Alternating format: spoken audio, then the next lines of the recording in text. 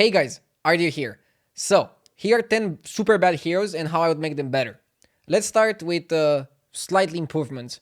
I would make Lich Baz'hial's hero power only 1 damage to you because right now it feels like Lord Barov is a strictly better Lich and there's almost no reason to play Lich. You almost never see her unless somebody really has to Hail Mary.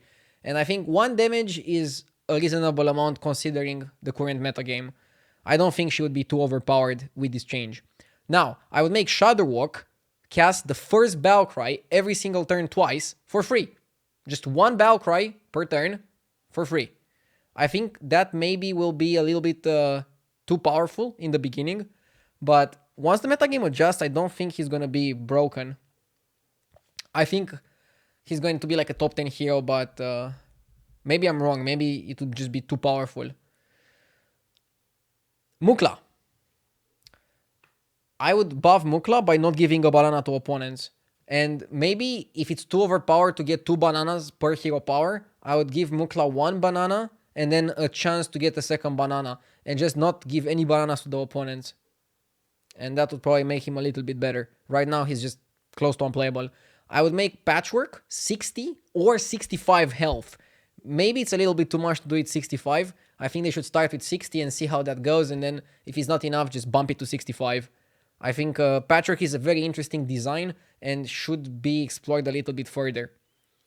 Edwin, I would make his normal hero power start with +1/+1, similar to Majordomo and the buff that he got. And then every single minion you buy on top of that would give +1/+1 more.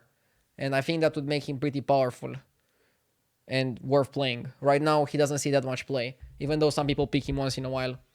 I would make Pygma's hero power targetable, still for health. I was thinking that they could have went for like +1, +3, but I think +4 health is good. They should just let you target the minion, then he would definitely be playable, or a little bit more playable than he is now.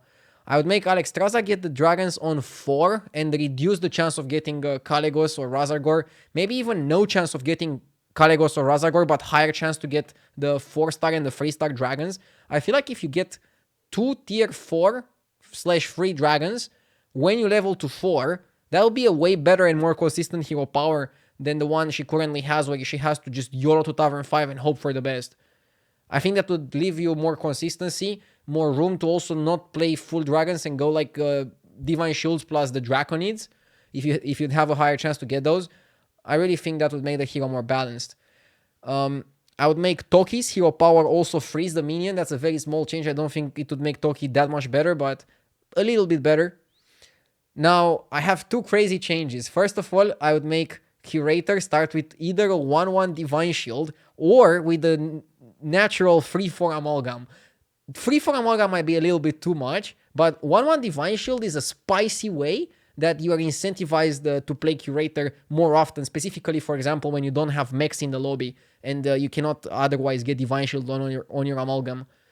And now the craziest suggestion I have, I would make Illidan as good as he is in Constructed.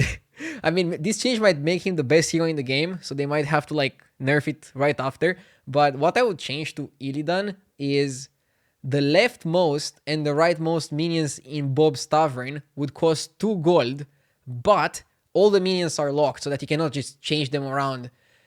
On the other hand, you could still buy the entire tavern for 2 gold if you have enough gold to buy the entire tavern. You just buy the leftmost and the rightmost, and then you just buy the leftmost and the rightmost.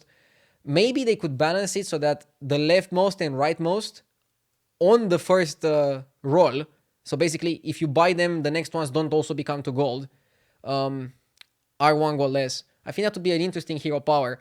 Probably it's better that way to incentivize you to roll more than to incentivize you to just buy the whole tavern. So yeah, I would make every single roll, just the left and the rightmost, 1 gold less. And then if you buy those, you have to roll again to get the discount. I think that's an interesting way of doing things, and it kind of represents the outcast dynamic from Constructed in a way that is more representative than just attacking first. I kind of like it. I think it's like a pretty cool change, and they should look into it and look into ways of doing something regarding Bob's shop with left and rightmost. Again, now they cannot do that because you can just move the minions in Bob's Tavern, but the minions in Bob's Tavern are sometimes locked when you're out of gold. So I'm pretty sure they could just code the minions to be locked all the time when you're playing Illidan and still be able to buy them, but just not move them around.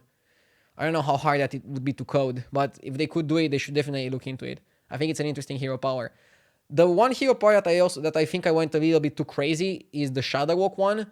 You can just scrap it if you think it's too crazy, but I couldn't find a different way of making Shadow Walk good. They already made his hero power from 2 to 1, so like what can they do next? Anyways, these are my suggestions. Right now I would avoid every hero that I suggested. The only semi-playable one is Edwin in some situations, but I try to avoid Edwin as well in my games. And yeah, just try to avoid these heroes and you'll probably win a lot of games until they get buffed. Thank you for watching, and I'll see you in the next video.